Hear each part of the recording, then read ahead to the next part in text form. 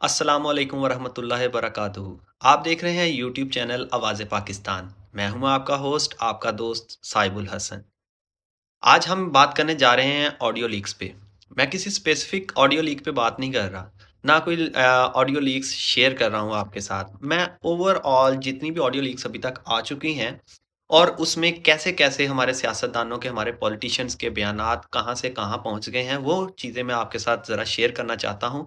और इसका मकसद सिर्फ़ यही है कि अगर कोई गलत इक़दाम या कदम कोई भी इंसान लेता है या करता है, तो उसको गलत ही कंसिडर किया जाए। उसमें ये नहीं देखना चाहिए कि वो आया कि पीएमएलएन के साथ हो रहा है या पीटीआई के साथ हो रहा है या पाकिस्तान पीपल्स पार्टी के साथ हो रहा है। तो मेरा मकसद ये है कि सबसे पहले हम लोग पाकिस्तानी हैं, फिर हम किसी पार्टी के सपोर्टर वोटर हैं। इससे ज़्यादा हमारा और कोई मकसद नहीं है और मेरी अगर वीडियो से अगर कुछ लोगों को हक़ाइक़ पता चलते हैं और हक़ाइक़ से पर्दा उठता है, तो मेरे लिए बड़ी फ़ख्र की बात होगी कि मेरी बात आप लोगों तक पहुँच गई। तो मैं शुरू करता हूँ कि जब ऑडियो लीक्स आने का सिलसिला शुरू हुआ तो मैंने एक फ़ेसबुक पे पोस्ट शेयर की। मैंने लिखा कि पीएम हाउस की ऑडियोज़ जो लीक हो रही हैं, ये अमल एक गैर कानूनी अमल है और ये पीएम हाउस हमारा सबसे सेफ हाउस है जहाँ दुनिया के हर मुल्क से लोग आते हैं, बाहर बैठ के बात करते हैं। हमारे जो हैं इंटरनेशनल रिलेशंस हैं, हमारी अगर आर्मी के साथ कोई डिस्कशन हो रही है, कोई प्राइवेट कन्वर्सेशन हो रही है, तो वो इस तरह पब्लिकली नहीं आनी चाहिए। ये एक बुरा अमल है। लेकिन मेरे कुछ पीटीआई के दोस्तों ने उस पे काफ़ी हंगामा किया, मज़ाक उड़ाया और उन्हें लगा कि शायद ये हुकूमत की ऑडियो लीक आई है, तो मैंने ये पोस्ट की है। इसलिए उन्होंने कहा कि नहीं भई ऐसा नहीं हो सकता और सबसे बेहतर क्या हुआ कि पीटीआई सोशल मीडिया विंग ने इसको एक पॉलिटिकल रंग दे दिया और उसको रंग किसने दिलवाया, ये बात अगर मैं आपको बताऊँ या आप नहीं जानते तो ये तो हँसने की बात ही होगी, ठीक है? तो इससे आगे बढ़ते हैं कि जब सोशल मीडिया पे सारा इस ऑडियो लीक के ऊपर सियासत शुरू हो गई, तो सोने पे सुहागा तब हुआ जब खान साहब ने जीसी यूनिवर्सिटी में अपना खिताब किया। खान साहब क्या फरमाते हैं, खान साहब वहाँ पे ऑडियो के फ़ज़ाइल बयान करते हैं। कि भई गवर्नमेंट की ऑडियो आ गई, गवर्नमेंट में मरीम नवाज़ साहिबा ने शहबाज़ शरीफ साहब से अपने दामाद के लिए इंडिया से मशीनरी इम्पोर्ट करवाने का कह दिया। उन्होंने साज़िश शुरू कर दी मुल्क के खिलाफ, जैसा कि उनका एक स्टाइल है कि वो हर चीज़ को साज़िश, गद्दारी, मुनाफ़्क़त और गुलामी क्योंकि वो उन चीज़ों को टारगेट करते हैं जो कि हसास हैं। चूँकि खान साहब जानते हैं कि हमारे जो पाकिस्तानी अवाम है वो बहुत जज़्बाती अवाम है। तो वो बड़े अच्छे से जानते हैं कि हमने जज़्बात के साथ कैसे खेलना है और वो तो वैसे भी खिलाड़ी हैं, तो वो लेट्स प्ले विद इट वाला मामला हो जाता है, ठीक है? तो मेरे ये सारा जो सिनेरियो आपके सामने पेश करने का मकसद कि अब मैं अपनी बात का आगाज़ करना चाहता हूँ।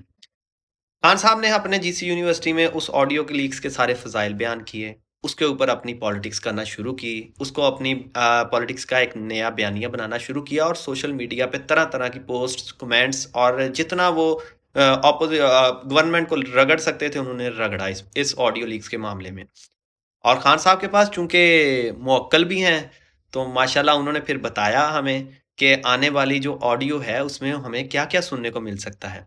तो ये एक स्पाइसीनेस दी हमें ना, तो हम भी थोड़ा मसालेदार चीज़ें सुनना बड़ा पसंद करते हैं और खान साहब को तो तड़का और मसाला लगाना बड़े अच्छे से आता है, माशाल्लाह।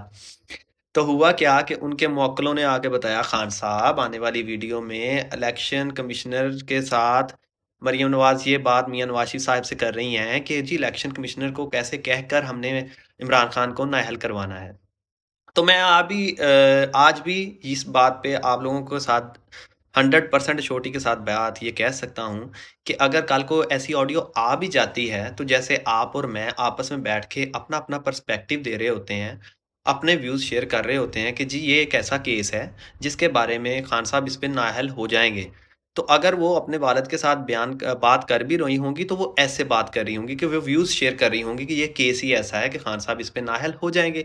लेकिन खान साहब ने चूँकि खान साहब को पता है कि मैंने कैसे खेलना है, वो पहले ही लोगों के दिमागों के साथ खेलना स्टार्ट कर देते हैं, मैनिपुलेट करते हैं, स्टोरियाँ क्रिएट करते हैं और आ जाते हैं अवाम में धड़म करके। और मैं इस बात से मुझे समझ नहीं आती कि ऐसा कौन-सा फ़ॉर्मूला है हमारे खान साहब के पास कि वो कोई भी चीज़, कोई भी झूठ इतनी आसानी से बेचते हैं अवाम में और हमारी अवाम उस झूठ को ऐसे खरीदती है, इतना कुछ होने के बाद अभी भी खरीद रही है। तो ख़ैर आज का मेरा मुद्दा ये नहीं है, मैं अपने टॉपिक की तरफ ही बढ़ता हूँ, तो जब सारा कुछ हो गया तो खान साहब ने ये सारी चीज़ें ऑडियो लीक्स के बारे में बता दी। अब खान साहब ने तो बताया था कि ऑडियो लीक ये आएगी कि इलेक्शन कमिश्नर के साथ जी मरियम नवाज़ साहिबा क्या है कि मुझे नाअहल करवा रही हैं, लेकिन उसके मुतज़ाद एक काम हो गया, ऑपोज़िट खान साहब की लीक्स आना शुरू हो गई। खान साहब ने कहा, "हाँ जी, हम खेलेंगे, मैं अभी तो खेलना शुरू किया है।" आपने क्या खेलना शुरू किया था? आपने सिक्योरिटी के साथ, मुल्क के साथ खेलना शुरू किया था। आपने हमारी पाकिस्तानी अवाम को साज़िशी बयानी के पीछे और सबको गद्दार-गद्दार कहलवा के, मुल्क दुश्मन कहलवा के ये खेलना शुरू किया था। आपने हमारे इंटरनेशनल रिलेशंस ख़राब करना और मुल्क का नाम ख़राब करना खेलना शुरू किया था। हुआ है कि ऐसा खेल तो कोई दुश्मन भी ना हमारे मुल्क के साथ खेले। ख़ैर, अब बारी आ गई आपकी उस ऑडियो लीक्स की जिसमें आप 5 बंदों की खरीदो-फ़रोख्त और 5 और बंदे खरीदने की बात कर रहे हैं। तो खान साहब आपने तो इसको एक शिर्क कहा था, ज़मीर बेचना और ज़मीर खरीदना शिर्क था। क्या वो शिर्क सिर्फ़ दूसरों के लिए था? आपको ये किसने हक अदा दिया कि आप बैठ के हर चीज़ को शिर्क के साथ जोड़ते जाएँ?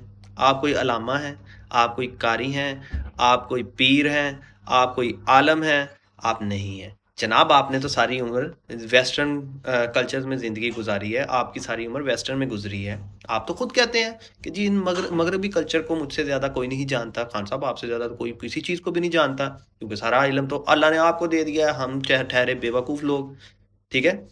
तो अब आ जाते हैं जी कि खान साहब की इस ऑडियो के बाद जो फिर नई चाल चली गई खान साहब की तरफ से क्योंकि उन्होंने देखा कि अब मैं फँस रहा हूँ, ऑडियोज़ में मैं फँस रहा हूँ। जिन ऑडियोज़ के ऊपर खान साहब ने सियासत करना शुरू किया था, अब खान साहब का बयानिया बदल गया। बदल के खान साहब अब क्या कहना शुरू हुए, पहले तो खान साहब ने एक डीप फेक वाला मज़ाक शुरू किया। नवाज़ शरीफ साहब की एक वीडियो बनाई, उसको अवाम में फैलाने की कोशिश की जी कि ऐसे-ऐसे ऑडियो होती है। नो डाउट कि आपकी ऑडियो एडिट हुई हुई है। एडिट करने का मकसद ये कि आपकी कोई लंबी-चौड़ी गुफ्तगू होगी, जिसको उन्होंने काट के, उसको फिर छोटा करके जो है पब्लिकली रिलीज़ किया। तो आप अगर नहीं है, तो आप उसका फोरेंसिक करवा लें। फोरेंसिक रिपोर्ट जो है वो अपने पब्लिक के साथ शेयर कर दें या इतना नहीं कर सकते तो आप फिर ये इस बात का हलफ़ तो ले रहे हैं, तो आप एक हलफ़ भी दे दीजिए कि जनाब ये जो बातें हैं ये मैंने नहीं की, ना मैंने कोई बंदा खरीदा, ना मैंने किसी को खरीदने की कोशिश की, ना मैंने ऐसा कभी सोचा। तो इस बात का अवाम में हलफ़ दें क्योंकि आपको अवाम सपोर्ट कर रही है तो आप इस तरह दनदनाते फिर रहे हैं ना, तो आपने अवाम को ही राज़ी करना है तो अवाम के लिए आप कह दें। फिर इसके बाद अब जो इन्होंने नया स्टांस लिया, वो क्या था कि जिस ऑडियो लीक्स पे ये पॉलिटिक्स कर रहे थे, एक नया बयानिया बना के चल रहे थे, इन्होंने कहा जी कि हम इस ऑडियो लीक्स को लेकर कोर्ट में जाएँगे। पहले तो इन्होंने ये जो ऑडियो नहीं आई जिसमें 5 बंदों की खरीदो-फ़रोख्त की बात चली थी, उसको इन्होंने झुठलाया। इन्होंने कहा जी कि वो थोड़ी एडिटेड है, कुछ ने कहा एडिटेड है, कुछ ने कहा जी कि ये है ही नहीं, ये जी डी खान साहब ने कहा जी ये डीप फेक है। लेकिन दूसरी तरफ जलसों में कहा जी कि ये ऑडियोज़ आ रही हैं क्योंकि खान साहब को पता था कि ये पता है था कि अभी पता नहीं उन्होंने क्या कुछ बोला होगा और ये जो जितनी भी ऑडियोज़ आ चुकी हैं, ये खान साहब की अपनी हैं और इस बात को खान साहब बड़े अच्छे से जानते हैं। इसलिए अब उन्होंने फैसला किया जी कि हम कोर्ट में जाएँगे कि ये जी नेशनल सिक्योरिटी ब्रीच है, ऑडियोज़ रिलीज़ नहीं होनी चाहिए। खान साहब, जब दूसरों की ऑडियो रिलीज़ हो रही थी तो आप पॉलिटिक्स कर रहे थे। आज जब उसी गड्ढे में खुद गिर रहे हैं, तो फिर आपको कोर्ट याद आ गई। क्या किसी ने खान साहब से ये सवाल किया कि खान साहब जब दूसरों की ऑडियो लीक्स आ रही थी, तब आपने क्यों नहीं कहा कि ये नेशनल सिक्योरिटी ब्रीच है, ये इस काम को रोकना चाहिए, इस बारे में इन्वेस्टिगेशन होनी चाहिए, इस बारे में कोर्ट से रुजू करना चाहिए। आपने ये अवेयरनेस क्यों नहीं दी बैठ के उधर जीसी के तलबा को, पूरी दुनिया को, पूरे पाकिस्तानी अवाम को जो आपसे प्यार करती हैं, आपको चाहती हैं। आप नो डाउट एक पॉपुलर लीडर हैं। इसका हरगिज़ ये मतलब नहीं है कि आप इतना दोहरा म्यार रखेंगे कि आप अपने लिए कुछ और कानून चाहते हैं, अपने लिए कोई और आइन चाहते हैं और दूसरों को आप उसी बातों में ज़लील करते हैं, ख़्वार करते हैं और बुरा-भला कहते हैं। ये आपकी ज़ात के तज़ाद हैं, ये कॉन्ट्रडिक्शंस हैं आपकी बातें कही हुई में और आपकी पर्सनैलिटी में। सर, मैं पूरे पाकिस्तानी अवाम से ये सवाल करता हूँ कि क्या ही खूब होता और क्या ही वज़न होता खान साहब की बात में कि अगर गवर्नमेंट की वीडियोस और ऑडियोज आने के बाद खान साहब ये स्टांस लेते और ये बात कहते कि ये एक इलीगल एक्ट है, ये कॉन्स्टिट्यूशन की धज्जियां उड़ाई जा रही हैं, ये नेशनल सिक्योरिटी ब्रीच है, ऐसा नहीं होना चाहिए। लेकिन खान साहब ने तब तो पॉलिटिक्स की, लेकिन आज जब खुद की ऑडियोज आ रही हैं और खान साहब का चेहरा सबके सामने यहाँ हो रहा है, तो खान साहब ने क्या इसमें स्टांस ले लिया कि जी मैं अब सुप्रीम कोर्ट जा रहा हूँ। ये एक नेशनल सिक्योरिटी ब्रीच है, खान साहब को हर चीज़ याद आ गई। तो जनाब मैं अपनी अवाम, अपने पूरे पाकिस्तान से पूछना चाहता हूँ, क्या ये खुला तज़ाद नहीं है? आप जवाब देंगे, आप बताएँगे, फैसला आप करेंगे। अल्लाह आपका और मेरा हामी और नासिर, याद रखिएगा कि पहले पाकिस्तान